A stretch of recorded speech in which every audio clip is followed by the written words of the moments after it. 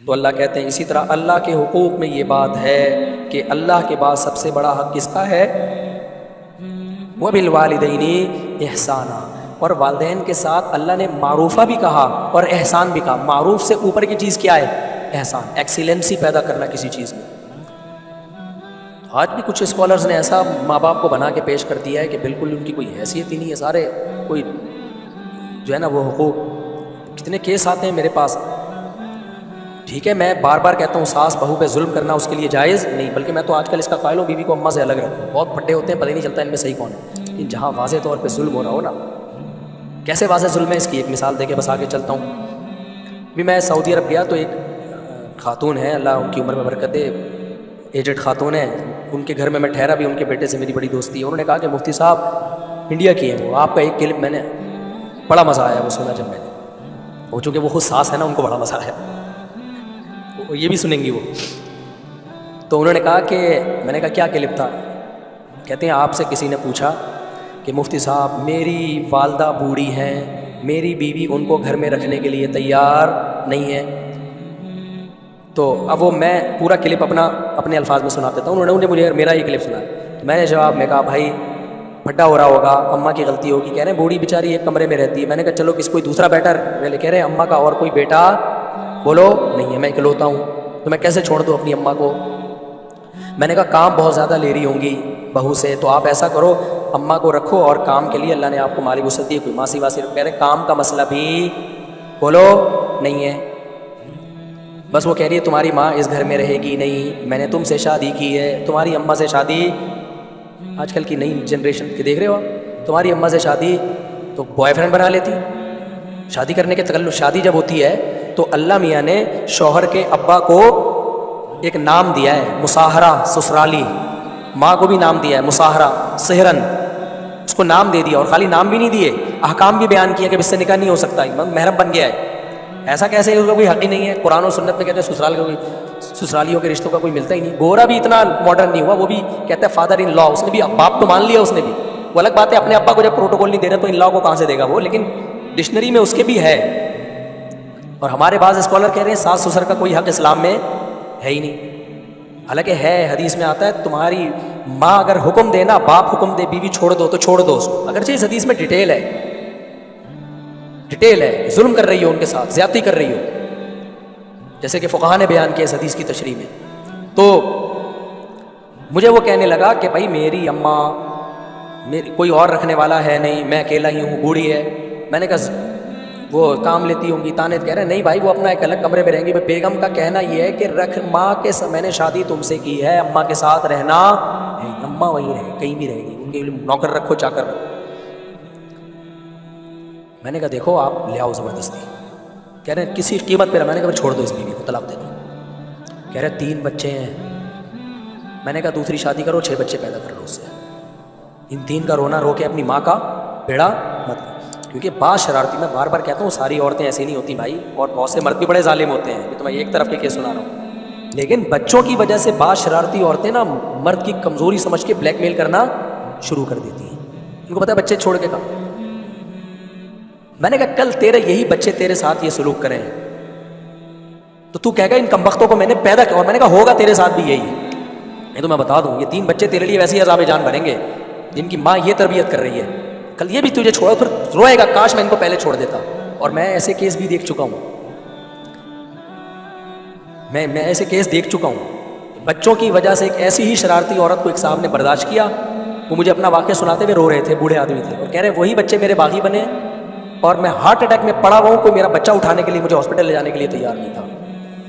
تو میں نے کہا چھوڑ دے اس کو، کوشش کرو کورٹ سے لینے کی، ملتے ہیں ٹھیک ہے، نہیں تو دفع کرو، ایک اور شادی کرو، یہ 3 ہیں، کتنے پیدا کرو، شادی شرط پہ ہوگی کہ 6 پیدا ہوں گی کم سے کم۔ تو وہ خاتون مجھے بتا رہی تھی، اللہ ان کی عمر برکت ہے، ہماری بڑی ریلیٹیو ہے وہ، تو انہوں نے کہا بڑا مزہ آیا۔ تو میرا مقصد یہ نہیں ہے کہ ساسوں کو ظلم کرنے کے لیے بہوؤں پہ چھوڑ دیں۔ بعض لوگوں نے گھر میں جا کے نا اپنی اماں کو چھوڑا، بسم اللہ اللہ اکبر چھو، اور وہ بہو کا گلا دباتی رہتی ہے، گھوٹتی رہتی ہے، تانے دے دے کے اس کو ڈپریشن کا مریض بناتی ہے۔ لیکن جہاں میرے بھائی واضح ظلم ہو رہا ہوگا، یہ تو کوئی حرکت نہیں ہے نا یار، اور تھوڑا بہت اگر وہ زیادتی کر بھی رہی ہے تو بڑا ہونے کے ناطے برداشت کر لو، بوڑھی ہے بیچاری چلی جائے گی کل، ایک اور دبئی میں بھی ایسا کیس ہوا تھا, وہاں بھی ایک صاحب نے کہا یار میری ماں اکیلی رول رہی ہے, میری بیوی کسی قیمت پہ تیار نہیں ہے. میں نے کہا چھوڑ دے بیوی کو, اللہ نہیں چھوڑے گا تجھے قیامت کے دن, چھوڑ دے اس کو. تو ایسی شدید مجبوری ہو پھر کس کو ترجیح دینا ہے, ماں کو ترجیح. اور بیوی کو بتاؤ کہ کل تمہارے ساتھ بھی تو ہوگا, کیا اپنے بچوں کو سکھا رہی ہو تم. تو کسی پہ بھی ظلم نہ ہونے دو, نہ ماں کی وجہ سے بیوی پہ ظلم ہونے دو, نہ بیوی کی وجہ سے ماں پہ ظلم ہونے دو. اور دوسری بات, بڑوں اور چھوٹوں میں جب کوئی گڑبڑ ہوتی ہے تو تھوڑا کمپرومائز چھوٹوں کو کرنا پڑتا ہے, سمجھ رہے ہو, تب گھر بستا ہے. بڑوں کو زیادہ مجبور نہیں کیا جاتا, وہ تو ایک عادت پہ سیٹ ہو چکے ہوتے ہیں. چھوٹوں کو میں برداشت ہوتی ہے, جوان ہوتے ہیں, ان کو کہا جاتا ہے بھائی بوڑھے ہیں برداشت کرنا, تو کمپرومائز چھوٹوں کو کرنا پڑتا ہے. اچھا میرے بھائی, ولا تشرکوا به شیئا, میں بتاتا ہوں کیا کرنا ہے, شرک نہیں کرنا, اور ماں باپ کے ساتھ اچھا سلوک کرنا ہے. ولا تقتلوا اولادکم من املاق, غربت کے خوف سے اپنی اولاد کو قتل نہیں کرنا. اور اسی آیت کے تحت علامہ ابن کثیر نے لکھا کہ حمل گرا دینا غربت کے خوف سے, یہ بھی اسی میں داخل ہے. آج فیملی پلاننگ والوں نے لوگوں کو غربت سے ڈرا ڈرا کے نا کہ کھائیں گے کہاں سے, کھائیں گے کہاں سے. اللہ کو اس پہ بہت غصہ ہے کہ پیدا ہوتے ہی ماں کی چھاتیوں میں دودھ پیدا کر کے بتا دیتا ہوں کہ میں رزاق ہوں, تو پھر کیلکولیشن کیوں کر رہے ہو بیٹھ کے, مجھے چھوڑ کے کیلکولیٹر کو فوکس کیوں کر رہے ہو. اس لیے اللہ نے فرمایا نحن نرزقکم وإیاہم, ہم تمہیں بھی رزق دیں گے اور ان کو بھی رزق دیں گے. تو کبھی بھی غربت کے خوف سے بچے مت روکیں, یہ اللہ پر الزام ہے. لوگ اس کو ہلکا سمجھتے ہیں لیکن اللہ کی نظر میں یہ بھاری. ویسے ہی آپ اولاد نہیں کر رہے, آپ کو چاہیے نہیں, ایک الگ بات ہے, لیکن آپ یہ سوچ کے میری تنخواہ کم ہے تو بچے کم پیدا کروں, یہ تو بہت بڑا کس پہ الزام لگا رہے ہو. اس کا مطلب یہ جو پیدا ہونے والا ہے یہ آپ کی اولاد پہلے ہے, اللہ کی مخلوق بعد میں ہے. بھائی اللہ کی مخلوق پہلے ہے, وہ تو مخلوق ہے, اللہ نے تمہاری طرف نسبت کر دی ہے اس کی, جو کسی نے کسی کے جھولی میں ڈالنا تھا نا اس کو, یہ اللہ کی پہلے ہے. تبھی ماں اپنی چھاتیوں میں دودھ تھوڑی پیدا کرتی ہے, کون پیدا کرتا ہے, اس کو پتہ ہے جیسے ہی پیدا ہوگا. تو اس سائن ہے کہ جب یہ دودھ آئے گا, جب دودھ دے سکتا ہے تو سب چیزیں دے سکتا ہے.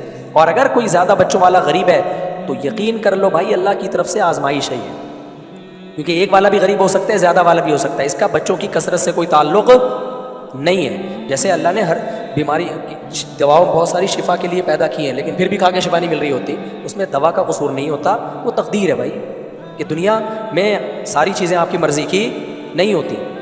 آگے اللہ فرماتے ہیں وَلَا تَقْرَبُوا الْفَوَاحِشَ مَا ظَهَرَ مِنْهَا وَمَا بَطَنَ, بے حیائی کے قریب مت پھٹکو, جو کھلی بھی بے حیائی اور چھپی بھی بے حیائی. اور اسی بے حیائی کو قرآن دوسرے مقام پہ کیا کہتا ہے, زنا کھلی بے حیائی ہے, لا تقربوا الزنا, زنا کے قریب مت جاؤ.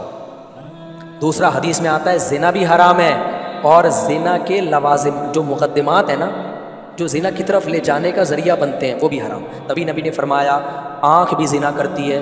آپ فورس موویز دیکھ رہے ہو انٹرنیٹ پر, یا لڑکیوں کے نیم بنانا جسم کو دیکھ کے لذت حاصل کر رہے ہو, تو آپ کی آنکھ نے زنا کر لیا.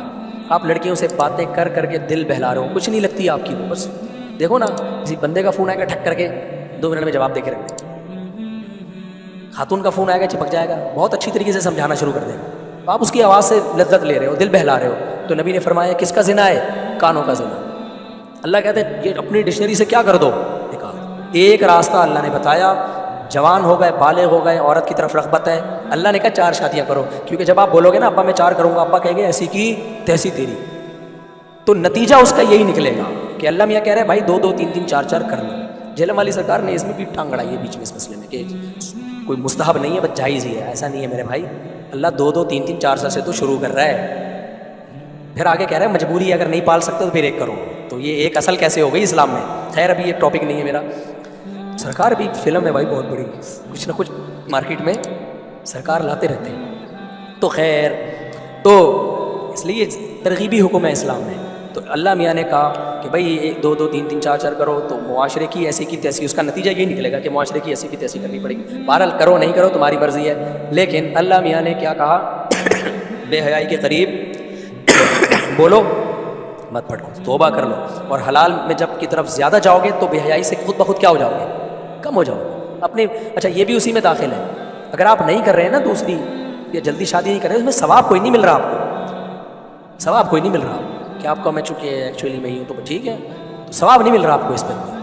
تو ثواب تو نبی کی سنت میں ہی ہے, تو اس لیے آپ کو جبر کر کے اپنے آپ کو برائی سے روکنا پڑے گا. تو حلال میں اللہ نے وسعت رکھی.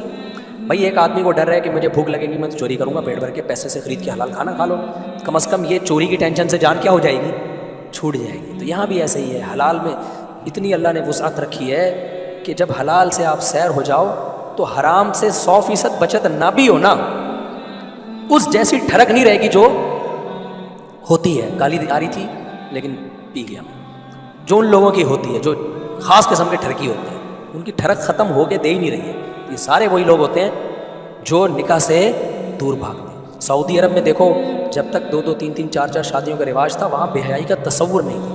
اب پیسہ بہت آ گیا، 4 بیوی ہر آدمی رکھ سکتا ہے۔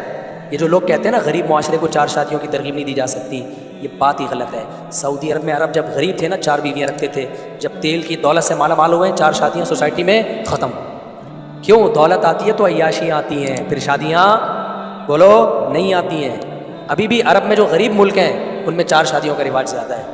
سوڈان غریب ملک ہے، سب 4 کرتے ہیں۔ سعودیہ امیر ملک ہے، 4 کا رواج مارکیٹ سے کیا ہو رہا ہے؟ شارٹ۔ وہاں بہت ساری عورتیں بوڑھی ہو رہی ہیں، شادیاں نہیں ہو رہی ان کی۔